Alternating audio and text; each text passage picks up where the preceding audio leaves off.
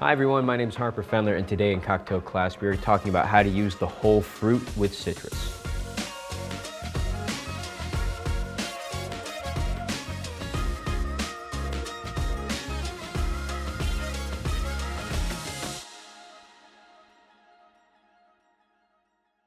So, what is continued use, zero waste, anything with regards to using the whole fruit? It's kind of taking a look at an ingredient and seeing how many things can we actually use for this. Is it just juice, or can we get more out of this? Sure, we have a lime and we'd like to use it for garnishes and we use it for juice, but if we take that juice can then become a cordial. If we peel it, we can take those peels, we can mix it with sugar, and now we have an Oleo Saccharum. We can then take those peels out, candy them.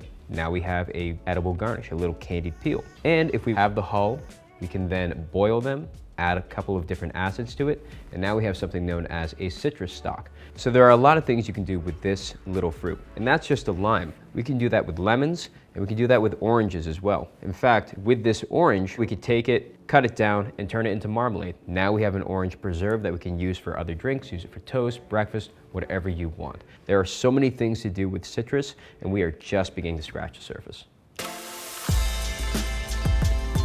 So why would we do all these things? Oftentimes behind a bar, you are going through a lot of juice all the time. Typically, the shelf life behind a bar with lemons and limes between 36 and 48 hours. Any longer than that, it's gonna start to turn bitter, it's gonna become astringent, you don't wanna use it. You want it fresh, and when it hits that critical point, you're gonna have to dump it. So what we're trying to do at a bar and at home as well is trying to make the most out of every ingredient. All right, let's start with a cordial. Cordials are great ways to preserve juices. If you know brands like Rose's lime juice, that's a lime cordial. So a cordial is effectively a citrus syrup. It's great with clear spirits like gin, vodka, tequila, rum, and it works really well in freezer drinks as well. Because of the sugar content mixed with alcohol, it's going to create a really nice suspension where, depending on your ratios of alcohol to cordial, it'll keep it from freezing solid, which makes a really cool slushie. Now, let me show you how to make it. It's going to be lime juice, sugar, zest, and we're gonna blend it together. The way I like to make a cordial is by weight. So I have all my lime juice here. What I did is I weighed it out, and then I took 80% of that weight, and that is my sugar content. And in terms of the zest, that's just all the zest of the limes that I used. I would recommend zesting some limes before juicing them. If you try and zest them after you juice them, it's going to be a pain. Don't do it, you're gonna cut your fingers. Now, a lot of the times when we're making syrups, we will be doing it over a little bit of heat, but we don't wanna warm up the lime juice. That's gonna make it taste really astringent, and we wanna avoid that. So, we're just gonna blend everything together. I would recommend adding the juice first, because if we add the sugar first, we run the risk of getting some dry clumps at the bottom. It probably will catch up and blend, but it's better to add your dries into your wet in this case. So we're gonna go ahead and add our juice in, and our sugar, and lastly, we're gonna throw our zest in on top. And now, we blend.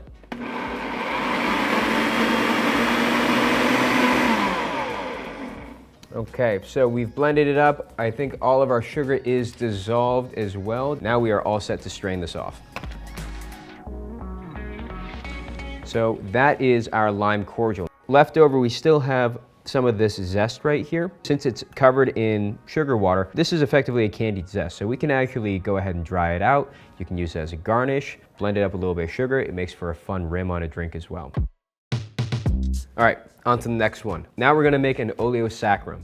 An Oleo Saccharum is effectively a way to extract citrus oils from the peels and turn it into a syrup. So we are going to do a mixed citrus Oleo Saccharum. So we're gonna use a lime, lemon, and an orange as well. And all we're going to do is peel this, toss it in a bowl. So we have our peels and our sugar all here. We're going to zhuzh it up a little bit, get it mixed in, and we are just going to go ahead and muddle this around. We don't need to go too hard. What we're trying to do right now is just express all the oils out of the peels so it's mixing in with the sugar.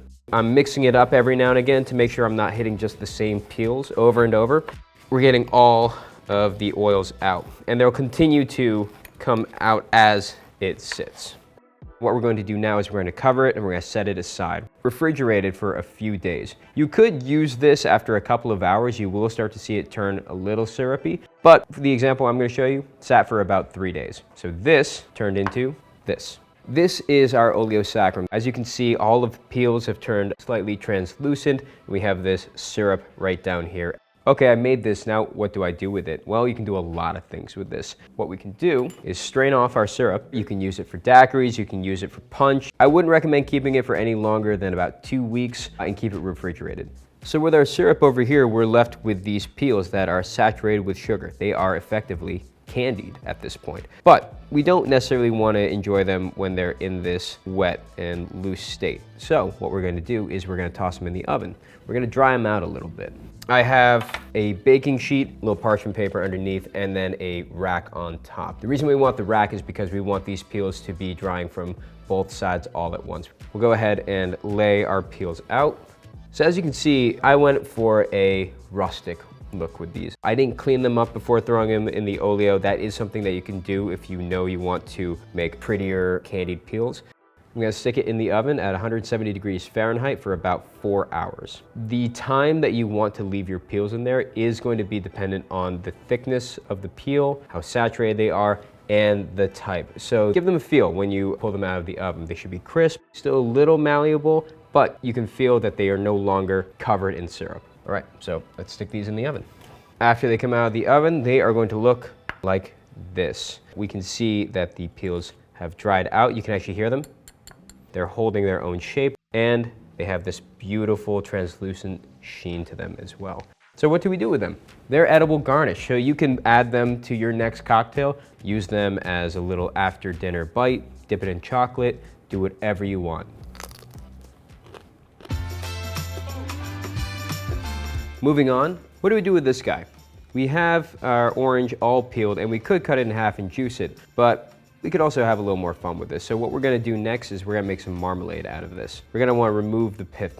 So the reason we're removing the pith right now is because it's just going to be adding a lot of bitter notes to our marmalade that we don't really want. So now that we have the pith off, what we're going to do is we're going to separate the fruit from the membrane that's holding it all together. And we're going to save the membrane for the marmalade. We're going to wrap it up in cheesecloth because the membrane is actually going to add a fair amount of pectin to the marmalade as it cooks down. So it's going to be a good thickener. So we're going to add everything to the pot. We're going to crush our fruit up a little bit, add some sugar, add the water, add the cheesecloth with the membrane in it, and we're going to cook it down. And in the end, the marmalade is gonna look like this. Obviously, it's great on toast, it's great for breakfast, but it's actually a great ingredient for cocktails as well. Add a scoop of this in your next hot toddy, throw it in the bottom of your glass with a little bit of gin, some soda water in the summertime. We're gonna talk about one more thing you can do with citrus in this episode. The last thing we're gonna talk about is a citrus stock. So we have here some of our spent and hockey pucked limes and lemons. Now, these things still have a lot of oil in them. They still have a little bit of juice in them, and it would be a shame just to throw them away. So what we're going to do is we're going to take these hulls, we're going to cook them down for a little bit in some hot water. To that, we're going to add a little bit of citric acid, a little bit of malic acid, and a little bit of sugar. And the end result is our citrus stock. So this is an ingredient that you can use to bolster lemon juice, bolster lime juice if you're making a large punch. So it won't necessarily taste exclusively like lemon or lime. It's gonna taste a little bit like a combination of the two. It's a great thing to use when you are trying to reduce your impact or just make the most use out of everything that you have. And that'll do it. Thanks so much for joining me today in cocktail class. I hope that you found some of this informative. I hope that you take some of these ideas and run with it. If you have any ideas of your own that you want to share, be sure to let us know. Thanks again.